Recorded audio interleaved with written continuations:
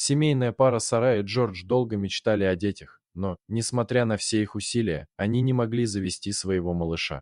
Каждое утро начиналось с надежд и ожиданий, но с течением времени эти надежды превращались в разочарование. Они обращались к врачам, проходили различные обследования и пробовали разные методы, но ничего не приносило желаемого результата.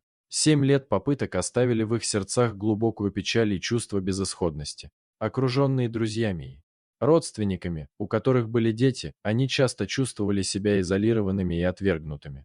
В какой-то момент, после долгих раздумий и разговоров, Сара и Джордж решили, что не могут больше ждать. Их любовь и желание стать родителями были слишком сильными, чтобы оставаться в состоянии ожидания. Они начали рассматривать возможность усыновления, надеясь, что смогут подарить свою любовь и заботу ребенку, который в этом нуждается. Так начался их путь к детскому дому, где они надеялись найти своего малыша и создать семью, о которой так долго мечтали.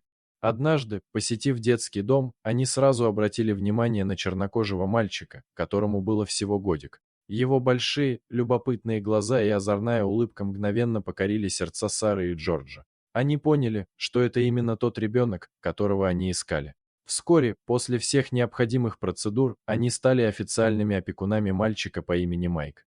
Майк рос веселым и любознательным, наполняя дом радостью и смехом. Каждый день приносил новые открытия, он учился говорить, делать первые шаги и исследовать мир вокруг себя. Сара и Джордж были счастливы, наблюдая, как их сын растет и развивается.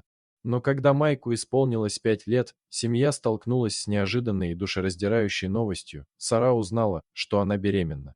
Эта новость стала для них настоящим чудом. Джордж и Сара были на 7-м небе от счастья. Они не могли поверить, что, наконец, смогут стать родителями биологического ребенка. Сара была уверена, что это было вознаграждение от Бога за их решение усыновить Майка. Она чувствовала, что их любовь и забота о мальчике открыли двери для новых благословений. Каждый день она с нетерпением ждала, когда сможет поделиться этой радостью с Майком, объясняя ему, что вскоре у него будет брат или сестра.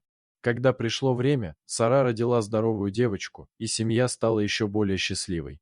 Майк с радостью принял свою новую роль старшего брата, обожая свою сестричку и с интересом наблюдая за ее первыми шагами и словами. Сара и Джордж поняли, что их семья стала полнее не только благодаря биологическому ребенку, но и благодаря тому, что они открыли свои сердца для Майка.